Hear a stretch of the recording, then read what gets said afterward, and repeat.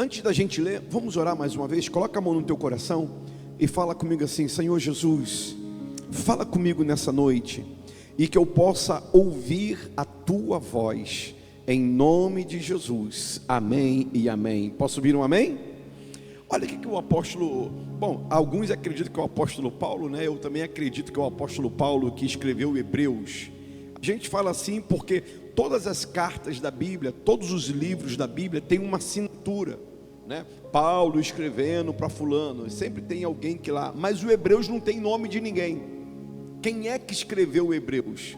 Né? Então, na Bíblia não tem nenhuma menção, não tem lugar nenhum que a gente possa falar, ah, foi fulano de tal. Mas, pelo histórico, pela maneira como a carta aos Hebreus, ela foi redigida, ela se parece muito com o linguajar de Paulo. Os principais teólogos acreditam que é Paulo, né? Eu também acredito que seja Paulo, né? Mas vamos lá, diz assim a palavra: portanto, tornai a levantar as mãos cansadas e os joelhos desconjuntados. Olha que interessante esse texto. Esse texto ele traz para nós um ensinamento muito grande. Eu me lembro que alguns anos atrás eu preguei exatamente esse versículo.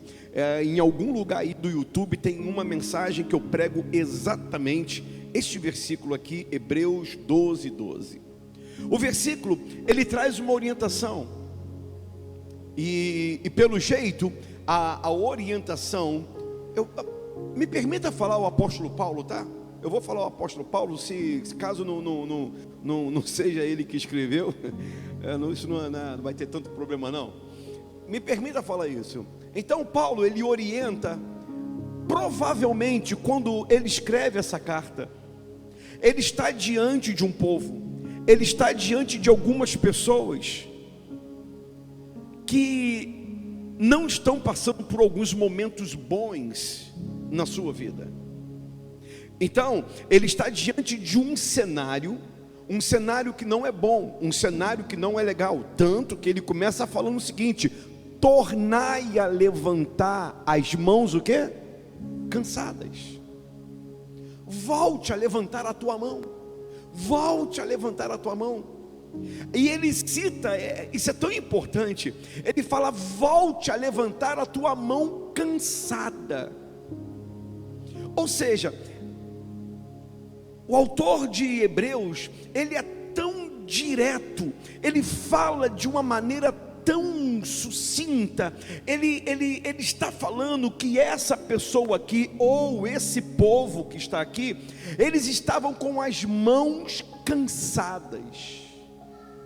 Aí eu te pergunto, será que na nossa caminhada a gente muitas vezes fica com as mãos cansadas? Mãos cansadas, a gente pode apontar para dois lados.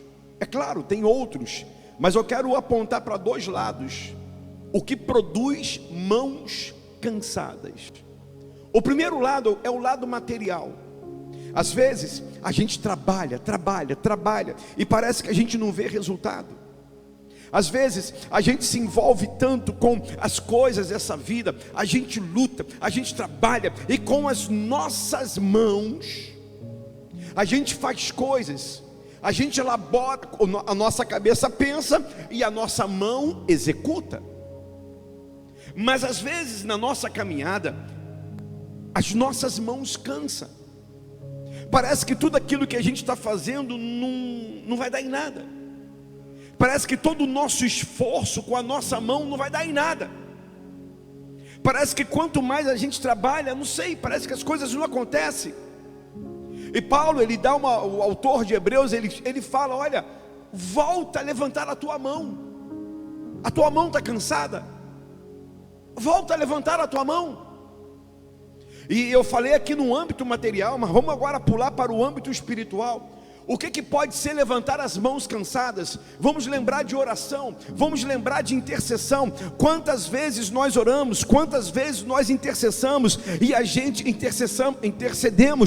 gente levanta as nossas mãos. Quantas vezes nós estamos louvando a Deus e a gente levanta as nossas mãos? Irmãos, e a verdade seja dita, existe uma coisa que é latente, não tem como a gente fugir disso. Eu acredito, por aquilo que eu conheço alguns de vocês aqui, ou praticamente todos, por aquilo que eu conheço vocês, eu poderia falar sem medo, porque eu conheço meus filhos, e eu poderia falar sem medo que vocês não estão buscando a Jesus por causa das bênçãos que Ele pode dar. Eu poderia falar isso, que o teu maior, você busca Jesus não é por causa das mãos dele, ou seja, não é por causa das bênçãos. Eu sei que você está aqui e que você busca Jesus porque na verdade você o ama e você quer viver para ele, amém ou não amém?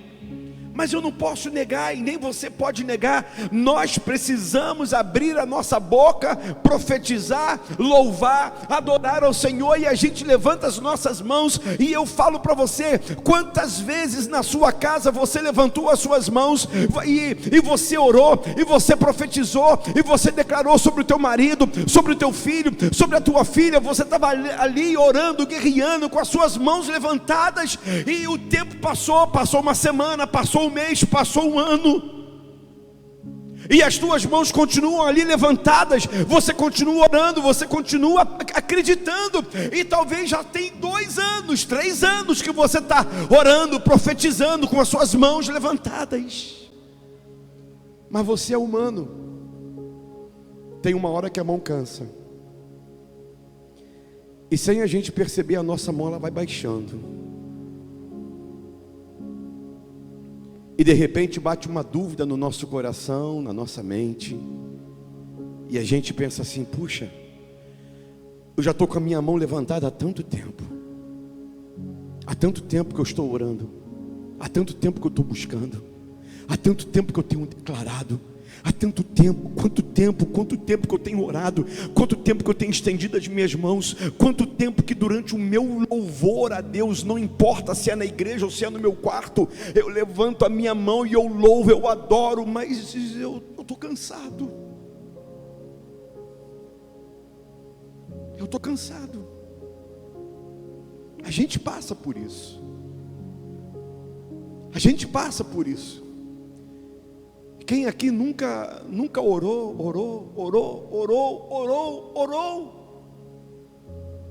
e cansou? A gente muitas vezes não tem coragem de falar essas coisas, mas a verdade é essa. Quantas vezes a gente ora e parece que Deus está longe, parece que Deus não está ouvindo a nossa oração, parece que Ele não está nem aí, e a nossa mão, ao longo da caminhada, as nossas mãos pesam. A gente vai ver a história de Moisés. Ele estava com as suas mãos estendidas, orando, intercedendo pelo povo de Deus, e a mão dele pesou, e ele abaixava a mão, e quando ele abaixava a mão, o povo perdia a batalha. Uma coisa que você precisa entender, olha aqui para mim, existem coisas nas nossas vidas que não tem como a gente correr. Vou repetir, tem coisas na sua vida que não tem como você correr. Você pode não pertencer ao ministério de intercessão da igreja, mas eu tenho certeza que cada um de vocês que estão aqui, vocês oram pela sua casa, vocês oram pela sua vida, vocês oram pela sua família, você ora pelo teu neto, você ora pela tua neta, e posso te falar uma coisa, olha aqui para mim, a tua casa, a tua família está sendo sustentada por Deus através da tua oração. Eu preciso falar isso para você.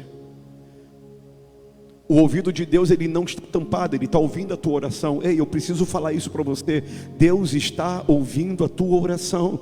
Ele não está te desprezando, ele não está te menosprezando. Talvez ainda não aconteceu no tempo que você queria, mas olha, apóstolo, mas eu estou tão cansado de orar, estou cansada, eu já orei tanto, eu não sei mais como orar, eu não sei mais como fazer. E apóstolo, a minha mão está pesada, e talvez a tua mão está caindo.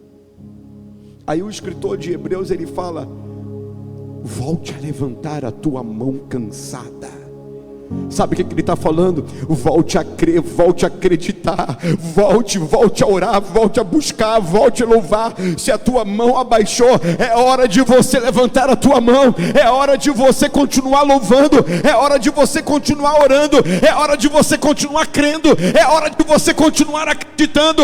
Meu irmão, minha irmã, igreja Fôlego de Vida, não é hora de abaixar a mão, é hora de você crer, é hora de você avançar. Sabe por quê?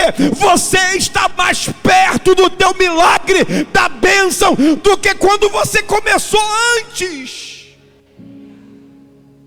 Está perto, está mais perto. Por favor, olha para alguém e fala assim: volta a levantar a tua mão, volta. Vê quem está atrás de você, quem está na tua frente, fala: volta a levantar a tua mão. Fala, prega para ela, fala assim para ele, fala: olha, Jesus, ele está ouvindo a tua oração, ele está ouvindo o teu clamor. Você que está assistindo em casa, volte a levantar a tua mão, volte a profetizar. Igreja, volte a profetizar, volte a profetizar. Eu vou falar mais uma vez: abra a tua boca, volte a profetizar. Presbítero Silas, volte a profetizar. Igreja, volte a profetizar. Não importa aquilo que nós tenhamos vivido nessa terra, aquilo que você tem passado, volte a crer, volte a profetizar, volte a levantar a sua mão. Ele não é homem que minta, nem filho do homem para que se arrependa. E ele fala: e os joelhos desconjuntados. Sabe o que são os joelhos desconjuntados? São, quando você estuda esse texto a fundo, você vai ver que é uma pessoa que ela tem, como se ela tivesse as pernas bambas, como um bêbado, por exemplo, que não tem firmeza, e ele não consegue andar firme, e os seus joelhos tropeçam, os seus joelhos não mantêm o corpo em pé, e ele bambeia para um lado e para o outro, por causa dos joelhos desconjuntados. Aí agora a gente junta as duas coisas: mãos levantadas, joelhos restaurados em nome de Jesus. Meu irmão, minha irmã, a tua caminhada não parou, a tua caminhada não parou por aqui. Então a palavra hoje é: volte a levantar as suas mãos. E se os teus joelhos têm estado desconjuntados, é a hora do Senhor te dar forças para você continuar caminhando em nome de Jesus. Se você crê, levanta a mão, diga glória a Deus. Versículo 13 diz assim: e fazei veredas direitas. Eita! Sabe o que é fazer veredas direitas? É você dar uma olhada para o teu caminho. Olha o caminho que está na tua frente. O teu caminho não pode ter algo torto no teu caminho. O teu caminho não pode ter atalhos. O teu caminho, eu vou por aqui porque eu vou chegar mais rápido. Não. O texto fala: fazei veredas direitas, ou seja, faça um caminho direito para os teus pés.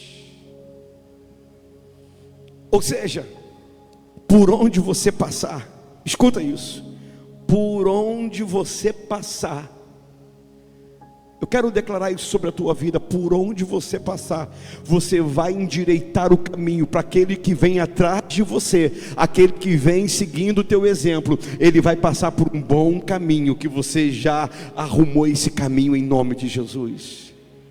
Sabe por que eu estou falando isso? Porque o texto fala: para que o que manqueja não se desvie inteiramente, antes seja sarado. Você está entendendo isso daqui?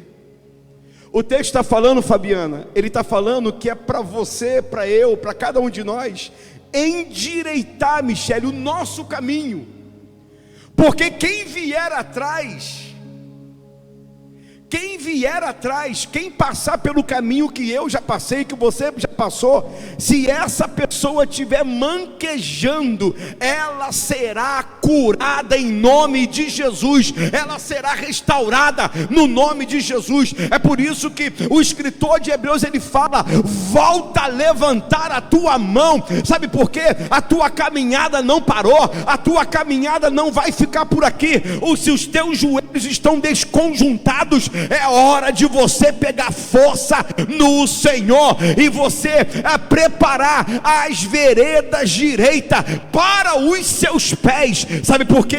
Porque atrás de você vem gente, atrás de você vem teu filho, vem a tua filha, atrás de você vai vir teu neto, vai vir a tua neta. Tem pessoas que vão olhar para você e elas vão falar: ah, eu vou seguir o caminho dele, eu vou seguir o caminho dela, porque ele endireitou os caminhos.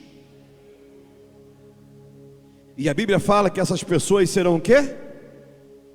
Saradas. Fala comigo assim: o meu caminho, fala, o meu caminho provoca cura. Declara isso sobre a tua casa, declara: o meu caminho provoca cura sobre a minha casa, sobre a minha família, sobre os meus, em nome de Jesus. Você crê nisso? Amém? Aí o texto diz o seguinte: segui a paz com todos. Ah, apóstolo, mas pisaram no meu pé. Não importa, você tem que ter paz com todo mundo. Você tem que ter paz com a Noruega. Você tem que ter paz com todo mundo. Seguir a paz com todos.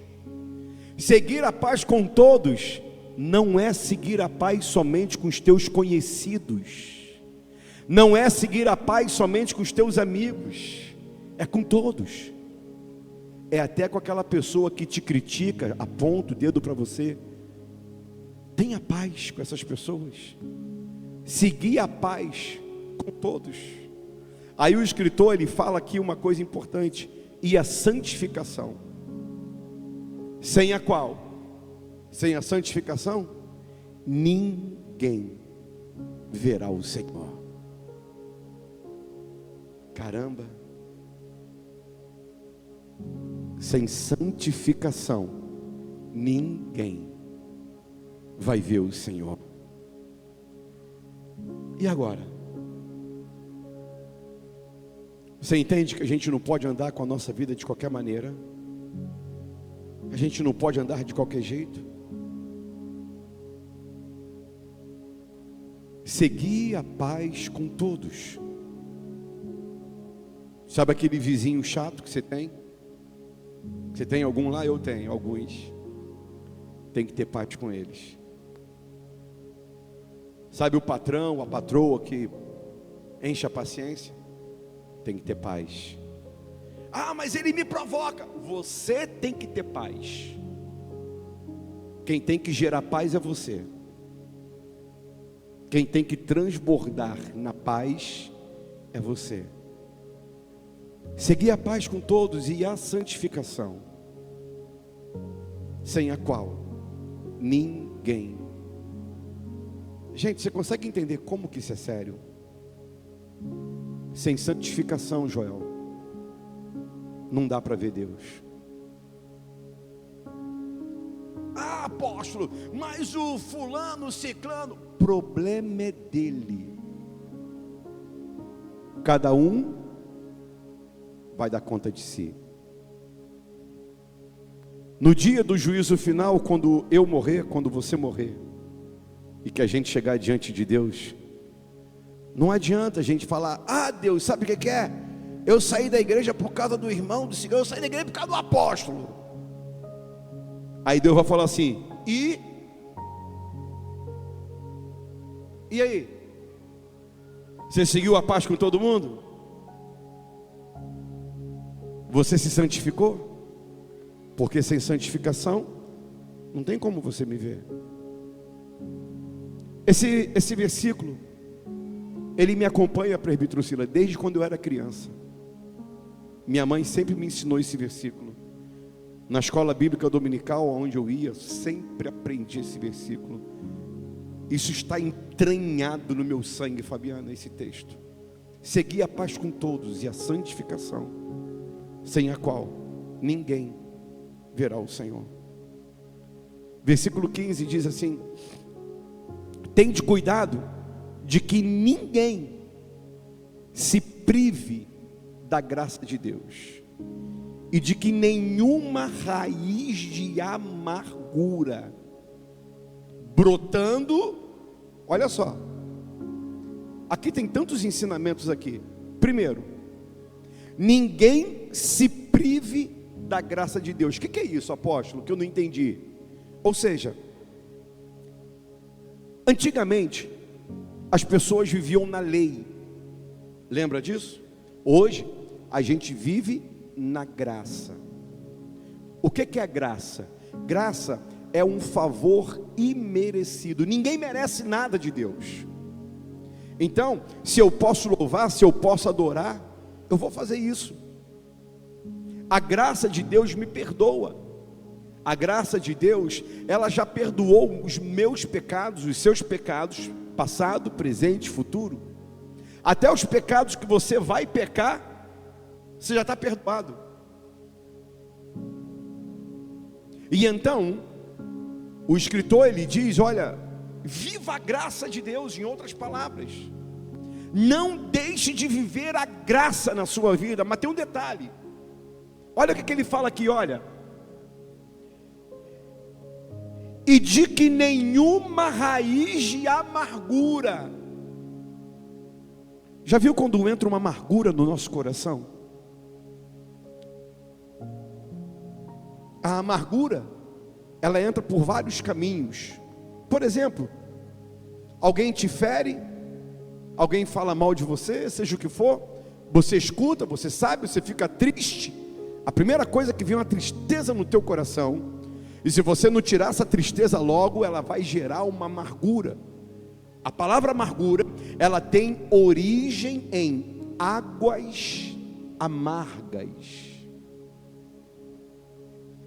E então o escritor está falando o seguinte: e de que nenhuma raiz de amargura, ou seja, a amargura, ela pode até chegar na nossa vida. A gente pode viver algum tempo de amargura, sabe, aquele tempo, caramba, não dá. Mas a Bíblia nos alerta, brotando. A raiz de amargura, ela pode chegar. O que a gente não pode é permitir ela brotar. E você tem que ter discernimento de Deus para você saber quando a raiz da amargura entrou dentro de você, para que você não deixe ela brotar. Porque a Bíblia fala o seguinte: brotando vos perturbe. Ou seja, quando a raiz de amargura entra no nosso coração e a gente não vigia, a gente não arranca essa raiz logo, ela brota. E quando ela brota, ela traz perturbação nas nossas vidas. Está entendendo? Você sabe que eu nunca vou aqui, em nome de Jesus, está amarrado, defender o diabo. Nunca. Mas a grande verdade é, a maioria das nossas mazelas, a maioria das nossas derrotas, não tem nada a ver com o diabo, tem a ver com a gente, tem a ver com a nossa alma, tem a ver com o nosso espírito. É claro, o diabo aproveita. Ele vê que entrou uma raiz de amargura no teu coração, ele, opa, era o que eu queria. Aí ele incendeia cada vez mais para ela brotar. Porque se a raiz de amargura brotar no teu coração, você fica perturbado.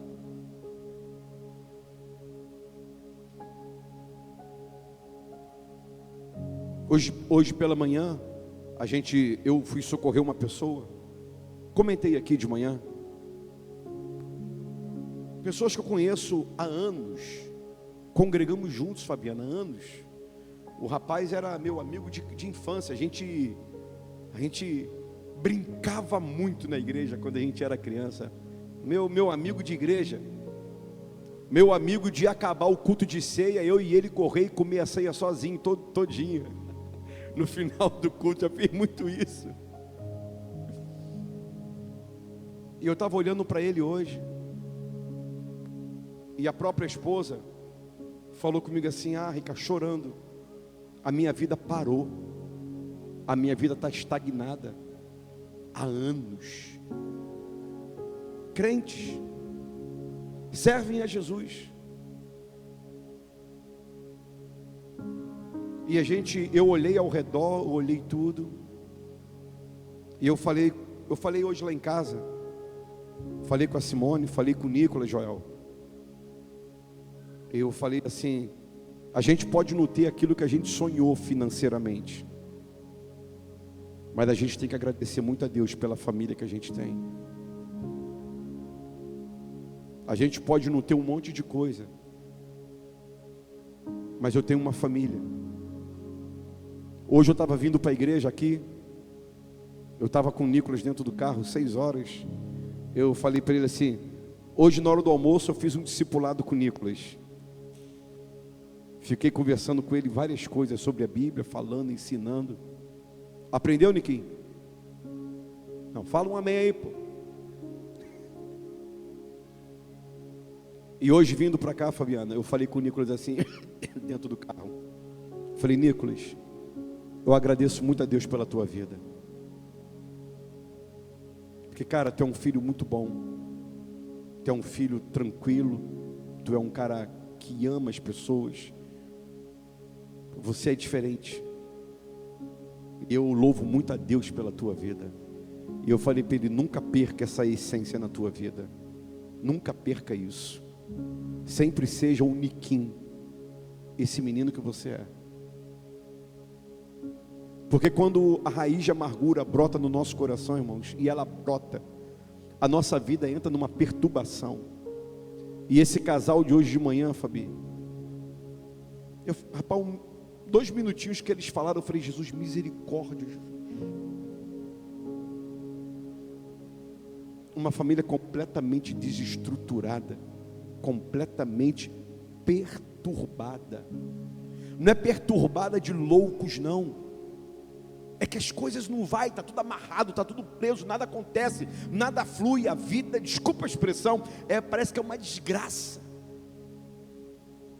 Será que não é a raiz de amargura que um dia entrou no coração, brotou e perturbou a vida? Não deixe isso acontecer com você não, irmãos. Segui a paz com todos e a santificação, sem a qual ninguém verá o Senhor. E o pior, sabe o que é o pior? O pior é que quando a raiz de amargura entra no nosso coração, ela brota. Ó, a raiz entra, ela brota, ela perturba a nossa vida. E tem mais uma coisa, o que acontece depois?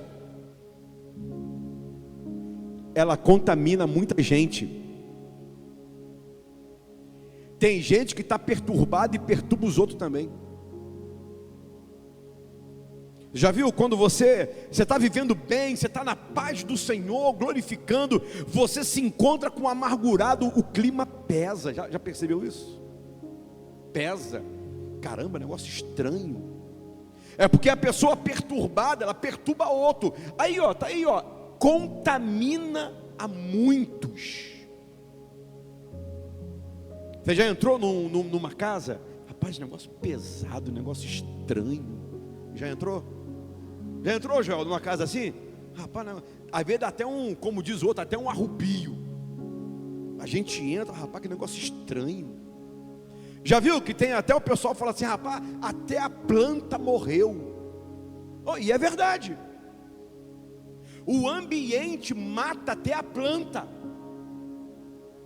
Até a planta, imagina só. O ambiente percebe a planta, percebe o clima. Você quer ver? Oi? Até o seu cachorro, o seu gato, ele fica perturbado.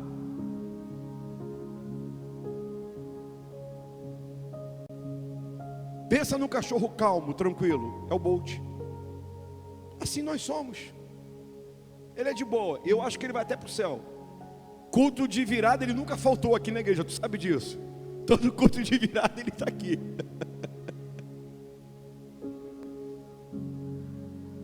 Mas aí você vê uma casa perturbada, até o cachorro, aquele negócio maluco, negócio doido. O gato pula, sai quebrando tudo, sai desmontando, pelo amor de Deus, rapaz. Tá doido, tá amarrado, rapaz.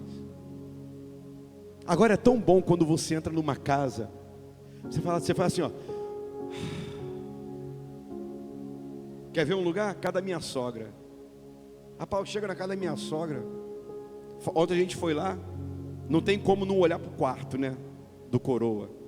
A gente olha, pô, Simone, a gente lembra do coroa, da saudade. Tem 9 meses, né?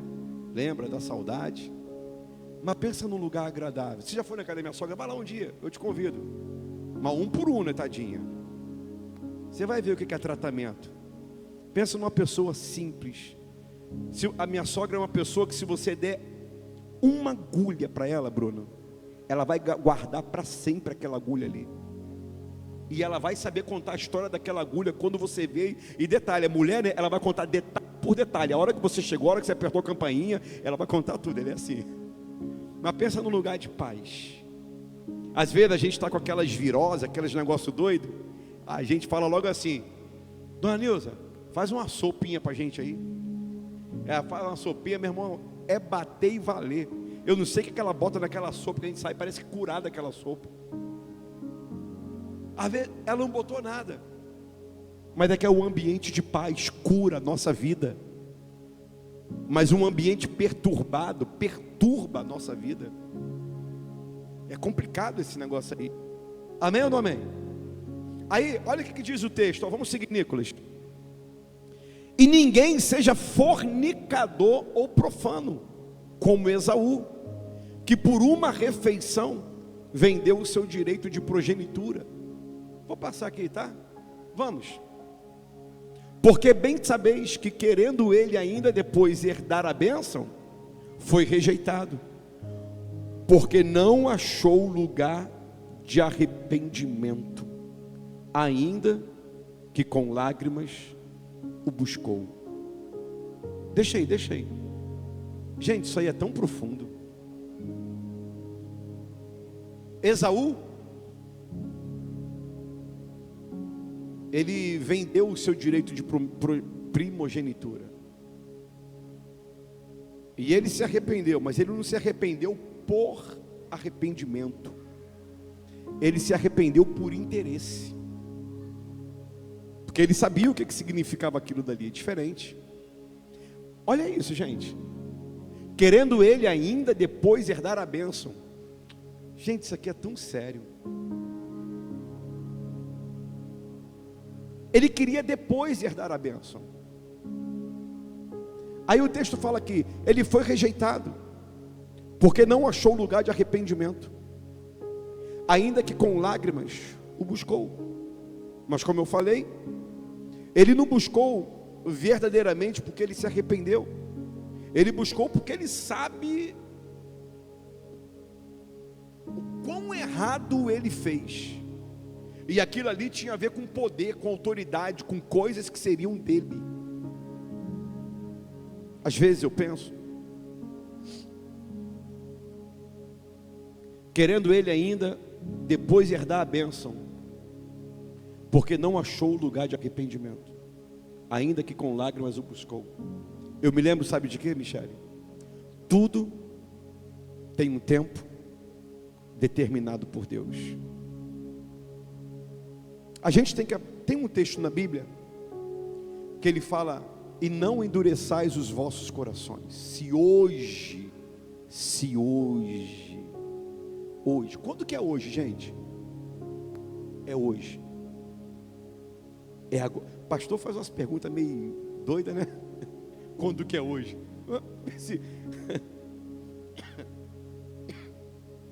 Quando que é hoje? É hoje, é agora. Se hoje ouvires a voz do Espírito Santo de Deus, não endureça o seu coração.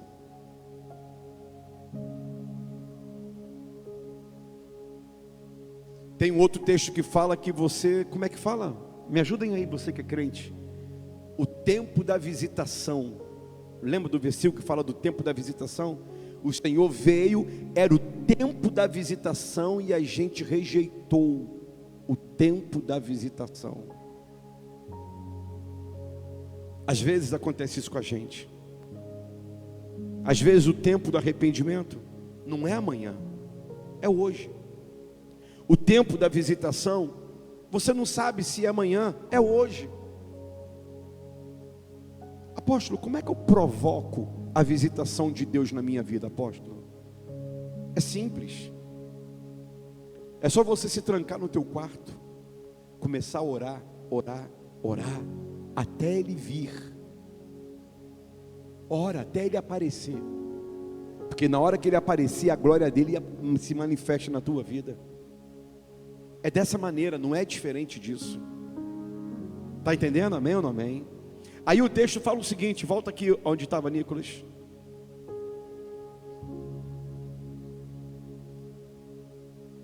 Hebreus 12. O que houve aí? Deixa eu seguir aqui então na Bíblia. Hebreus 12. Eu estava em qual versículo, você lembra? Aqui, 17, 18. Versículo 18, aí, diz assim: porque não chegastes ao monte palpável, aceso em fogo, e à escuridão, e às trevas, e às tempestades, e ao sonido da trombeta, e à voz das palavras, a qual os que ouviram pediram que se lhes não falasse mais. O escritor está falando de quando o povo chegou diante do monte e escutou a voz de Deus, né? Você não foi lá, você não viveu isso.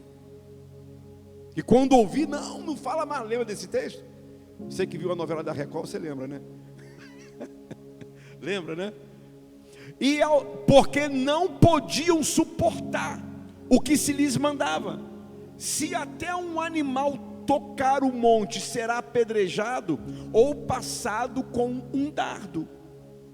E tão terrível era a visão, que Moisés disse: estou todo assombrado e tremendo. Mas chegaste ao Monte Sião. Olha que interessante. Aqui está falando do Monte Sinai, de um lado, e do outro lado está falando do Monte Sião. No Monte Sinai foi quando Moisés estava lá, o povo foi, Deus falou, o povo ouviu. Gente, imagina que doideira isso, escutar a voz de Deus. Moisés. Imagina, o povo não suportou ouvir a voz de Deus, ficaram com medo. A pateta é umas coisas que não entra na minha cabeça esse negócio aí. Eu estava falando com o Nicolas hoje, e Moisés, ele tinha lá os seus irmãos, né, o Arão, a Miriam. Teve uma vez na caminhada, ô Joel, na caminhada, a Miriam, rapaz, cismou de, não, peraí, você acha que Deus só fala com Moisés? Ele fala com a gente também. Ele fala comigo também. Arão, Moisés também fala com você. Rapaz, não prestou não. Prestou não. A Bíblia fala que Miriam e Arão tiveram que sair do meio do arraial. O pessoal ficou uma semana parado, uma semana sem avançar, por causa de Arão e Miriam. Aí Deus olha para Miriam e para Arão e fala assim: ó, ele é meu amigo Moisés, com ele eu falo face a face. Rapaz, que doideira esse negócio aí. Rapaz, não dá para entender esse negócio não, dá? Imagina, Bruno, não dá, Natália, para entender isso. Imagina Deus falando: Miriam, Arão, onde vocês estão metendo a colher de vocês?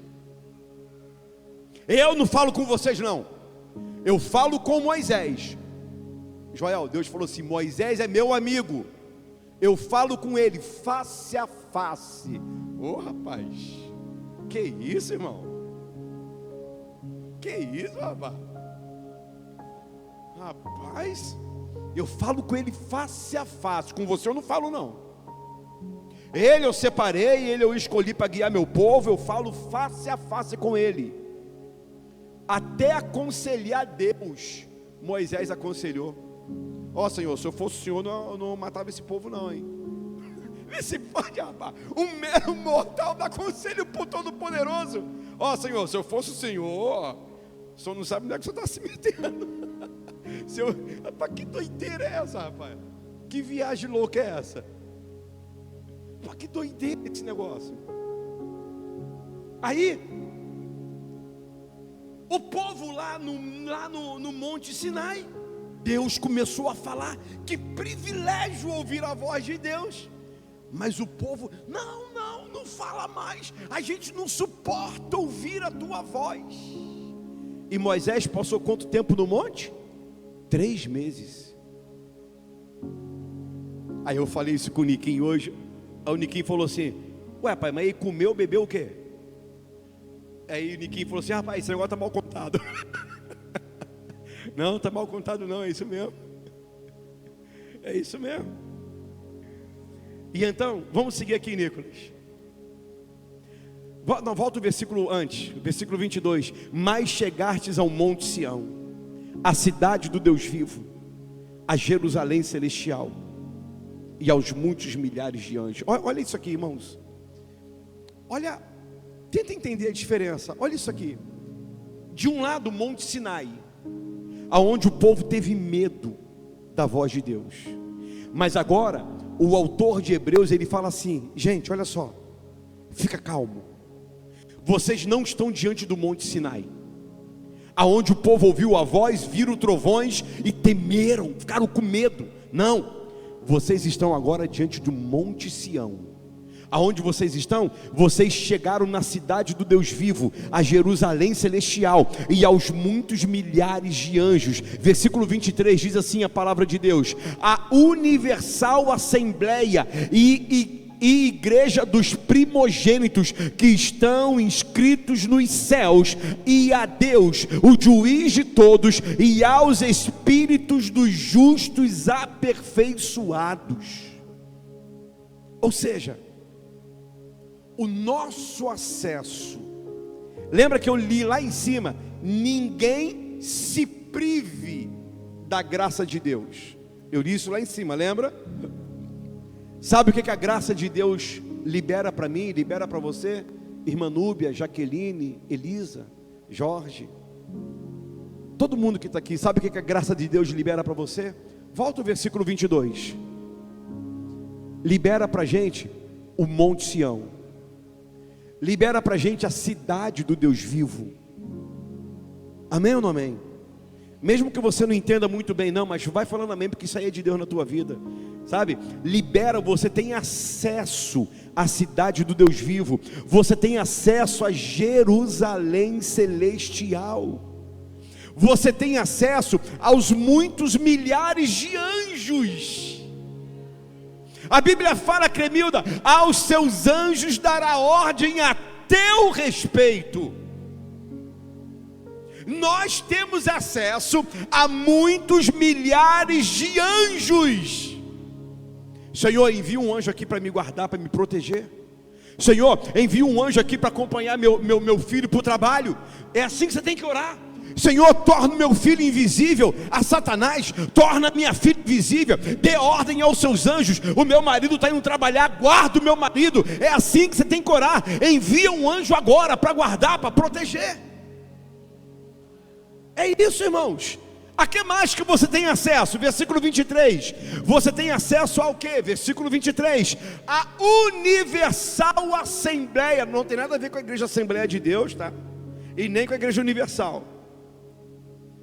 A universal é porque a igreja de Cristo não é só fôlego de vida. O corpo de Cristo não é só aqui. A igreja do Senhor Jesus, o corpo de Cristo está espalhada pelo mundo inteiro. Quando o Senhor voltar e buscar a sua noiva, Ele não vai buscar a Batista, não vai buscar a Assembleia, Ele não vai buscar o fôlego de vida, Ele vai buscar todo aquele que foi lavado e remido no sangue do Cordeiro.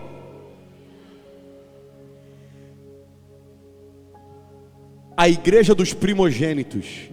Olha para o teu irmão e fala assim: ei, fala assim, ei, fala, irmão, não estou te ouvindo não, fala, ei, você é um primogênito. E detalhe, fala para ele assim: o seu nome, mas fala forte, fala, o seu nome está escrito no céu. Lembra que os discípulos uma vez foram expulsar um demônio? Eles voltaram todo contentes. Rapaz, nós expulsamos o capeta, rapaz. Rapaz, esse negócio é poderoso mesmo na nossa mão. Eles chegaram para Jesus: Jesus, nós expulsamos o diabo. Jesus olhou para ele e falou: rapaz, não fica feliz por isso não. Você não entendeu nada ainda. Você não entendeu. A tua alegria não é porque você expulsou demônio.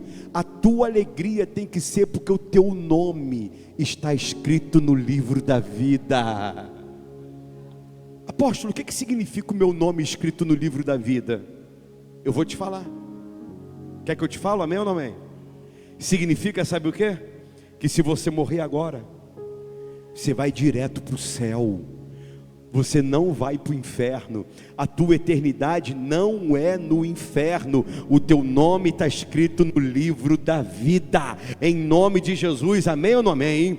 E olha o que a Bíblia fala: e a Deus, irmãos, olha isso, fala comigo, não, fala forte, fala, eu tenho acesso ao Deus Todo-Poderoso. Olha para o seu irmão e fala: você tem acesso a Deus, você tem acesso direto ao Senhor, Ele é o juiz de todos.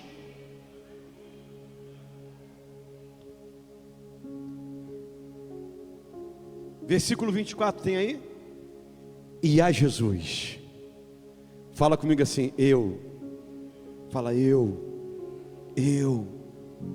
tenho acesso ao meu irmão mais velho, ao meu amigo, meu companheiro, que está comigo todos os dias. Eu tenho acesso a Jesus.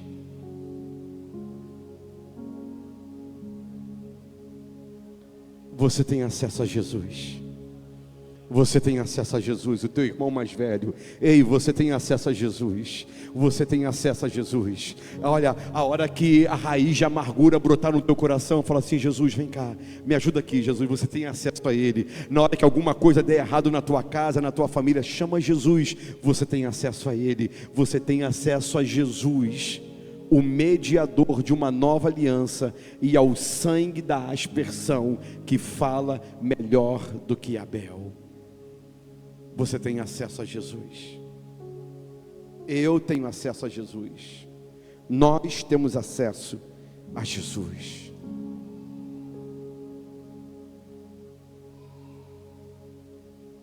Amém ou não amém?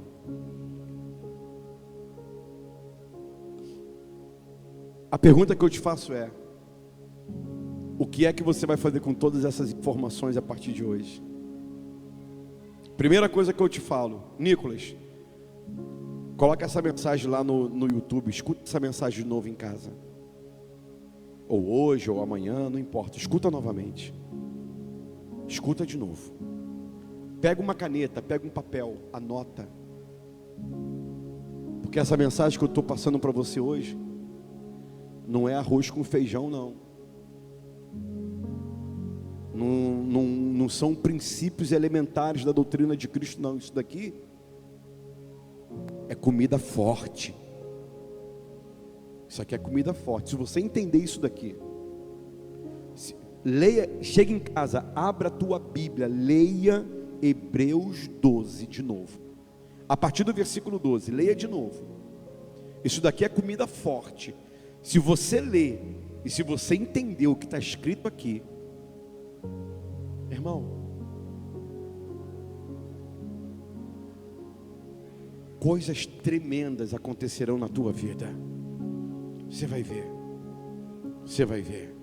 Em todos os âmbitos, no âmbito espiritual, âmbito ministerial, quando você estiver pregando, cantando, ministrando, louvando, quando você estiver aconselhando teu filho, tua filha, estiver conversando com o teu marido, com a tua esposa, no teu trabalho, todas as áreas da sua vida, se você entender isso daqui, a tua frequência muda.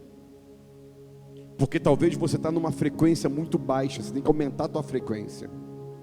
E quando você escuta uma palavra dessa, o seu nível tem que mudar.